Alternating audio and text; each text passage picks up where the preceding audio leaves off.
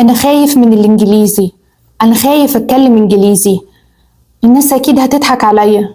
هعمل إيه لو بدأت أتكلم ولقيت نفسي عطلت ومش قادر أتكلم ومش عارف أتكلم؟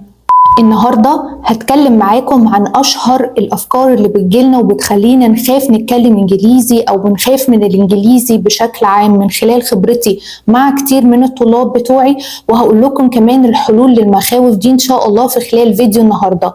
وفي آخر الفيديو كمان هقول لكم نصيحة مهمة جدا جدا هتفيدكم أكيد، فلازم تسمعوها. تابعوا معايا فيديو النهاردة للآخر. وأول خوف بيجي في بالنا هو الناس هتضحك عليا. عاوزة أقول لكم إن كلنا تقريبا بنواجه المشكلة دي، مفيش حد الناس هتجتمع عليه أو هيعجبهم كل الناس. حتى لو لقيته على الإنترنت هتلاقي فيديوهات لأطفال أو قطط أو حاجات يعني ما يختلفش عليها اتنين، هتلاقوا ناس عاملة ديسلايك للفيديوهات دي، وهتلاقي إن هم بيعبروا إن هم مش حابين المحتوى ده. فحرفيا كل الخوف اللي بيكون في بالنا ان الناس هتضحك علينا او هتعمل علينا كومنت او هتعلق علينا او كل الحاجات دي هو حقيقي بيكون في راسنا، حاجة بتكون كده في راسك احنا اللي بنقعد نزودها على نفسنا. عندك حاجتين، يا اما ان انت بتحاول تتكلم انجليزي قدام اي حد في الحقيقة سواء نيتيف او مدير في الشغل او في ميتنج او بتعمل برزنتيشن، في الاغلب الناس دي كلها وهم دول الناس اللي هيكونوا حقيقيين ومهمين مش هيضحكوا عليك فعلا. يعني اسمع مني الكلمة دي، فعلا محدش هيضحك عليك، كلهم عارفين ان دي مش اللغة الاولى بتاعتنا، الانجليش ده مش اللغة الاولى بتاعتنا، فبالتالي عارفين ان احنا ممكن نعمل اخطاء. بالعكس ده هم they will look up to you، يعني هيشوفوا ان انت حد ما شاء الله عليك مجتهد جدا جدا وشاطر ان انت بتحاول ان انت تتكلم انجليزي وتعبر عن نفسك. وتاني حاجة هي لو انت بتحاول تتكلم انجليزي من خلال السوشيال ميديا، وفي الحقيقة ان السوشيال ميديا فعلا هي مجال لحاجات كتير قوي انها تكون بتنتقد. فكل الناس بتلاقي انتقادات مهما كان الانجليش بتاعك بيرفكت، مهما قلت ان انت المستوى بتاعك في الايلتس واخد فيه اعلى الدرجات ولا واخد اعلى الشهادات، هتلاقي اكيد الناس بتكتب كومنتات بتقول لا انت اكيد كذاب، اكيد انت المستوى بتاعك كده، ده انت الاكسنت بتاعتك مش احسن حاجة. عمر ما الناس اتفقوا على حاجة. بالتالي السوشيال ميديا you need to disregard it. الصراحة يعني ده أنا اتعلمته بعد وقت، إنه أي تعليق سلبي لازم الإنسان يتجاهله 100%، لأنه الشخص اللي بيكتبه ما بيكونش أساسا ممكن يعني هذا الكومنت أو بيكون عنده حتى باك جراوند، هو بس شخص كاره وحابب إن هو يقول الحاجة السلبية دي، فبالتالي أنت المفروض ما تديهوش أي اهتمام ولا تديه من الطاقة بتاعتك. فإحنا اللي يهمنا زي ما قلت لكم المثال الأولاني، الناس اللي إحنا بنتعامل معاهم في حياتنا في شغلنا، المحيط اللي حوالينا اللي 100% ولا هيتريق عليك ولا هيضحك عليك ولا هيتنمر عليك ولا أي حاجة. فاصل سريع، أفكركم لو لسه مشتركتوش معايا في قناة انجلش فلوج انه تضغطوا دلوقتي حالا اشتراك، اضغطوا دلوقتي حالا اشتراك وفعلوا الجرس كمان، وتعالوا نكمل.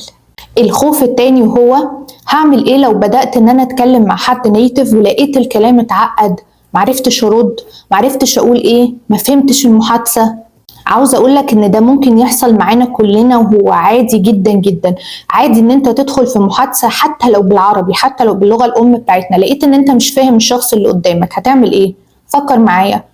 بالظبط، هتسأله، هتستفسر، هتحاول تطلب explanation أكتر، حاول تقوله يشرح لك الكلام أكتر، يفهمك بأكتر من طريقة. لو أنا حسيت إن أنا دخلت في محادثة أو في كلام وأنا مش فاهم كل الكلام اللي فيها، هبدأ أسأل أسئلة أكتر تخليني أفهم الموضوع أكتر وأكون مرتاح وأكون عادي جدا.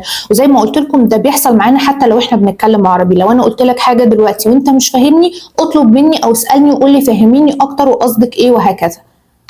الخوف رقم 3 وهو هعمل ايه لو انا اتكسفت، اتجمدت، وقفت، معرفتش اتكلم بالانجليزي. الموضوع ده كان بيحصل لي انا شخصيا قبل لما اعمل اي برزنتيشن او ادخل في كورس واقف قدام الطلبة بتوعي، او حتى وانا بصور الفيديوهات. في بداية ما بدأت اصور فيديوهات ويمكن لحد دلوقتي دايما بفكر كتير وببقى متوترة وحاسة ان انا هقول ايه، طب هعمل ايه لو انا لساني وقف في كل الحاجات دي.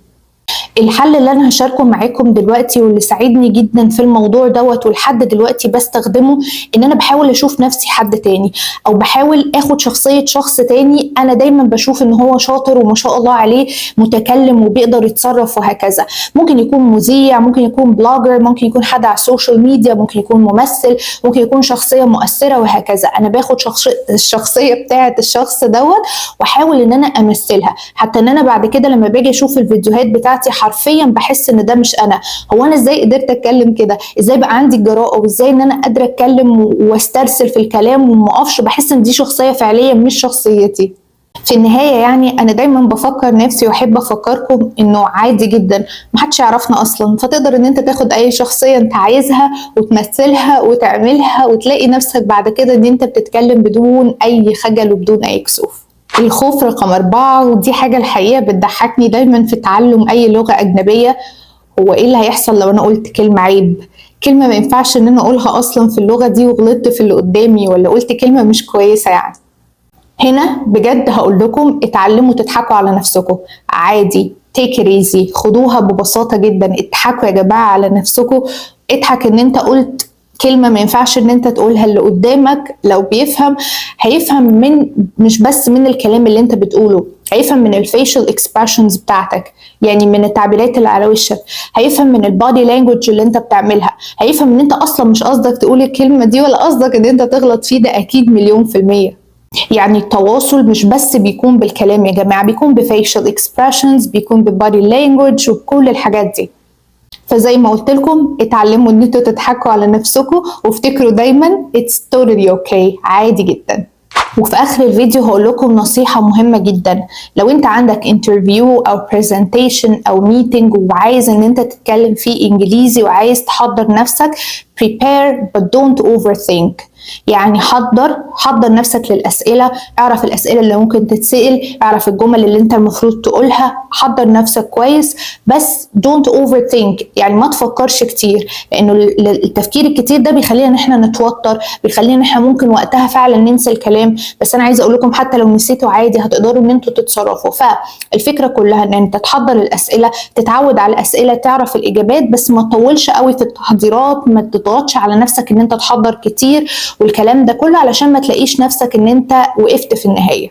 يعني be nervous but just do it anyways. يعني خليك اوكي متوتر، اوكي توتر احيانا بيكون كويس، بس يعني push yourself كده وزق نفسك واعمل الموضوع وهتلاقي نفسك perfect وهتلاقي نفسك مبسوط جدا جدا. ودايما هفكركم ان انتوا تعملوا evaluation لنفسكم وتقيموا نفسكم، تشوفوا انت عملت ايه النهارده كويس. النهارده والله الناس فهمتني اكتر، انا كنت عارف اعبر عن نفسي. وخد دايما points اللي انت عملت فيها كويس والpoints اللي انت محتاج ان انت تشتغل عليها وتطورها بعد كده، وتبدا ان انت فعلا في المكالمه اللي بعد كده وفي الكونفرزيشن اللي بعد كده بالانجليزي ان انت فعليا تعملها. الفكره ان انت تفضل تكرر الموضوع دوت وتفضل تتكلم بالانجليزي وتحط نفسك في كل المواقف اللي تسمح لك ان انت تتكلم بالانجلش لحد ما الموضوع يبقى نورمال وتبقى معتاد عليه 100%. وده كان الفيديو النهارده وحلقتي النهارده. اتكلمت معاكم عن الاسباب اللي بتخلينا نخاف من الانجليزي، نخاف نتكلم بالانجليزي، وازاي نقدر نتعامل معاهم. وزي ما قلت لكم take it easy، خدوا الموضوع ببساطه جدا جدا، موضوع حقيقي سهل قوي. يلا لو عجبكم الفيديو ده ما تنسوش اللايك دلوقتي حالا بليز للفيديو، وكمان اشتركوا معايا في قناتي انجلش فلوج وفعلوا الجرس كمان، واشوفكم على كل خير في فيديو جديد وحلقة جديدة. باي باي.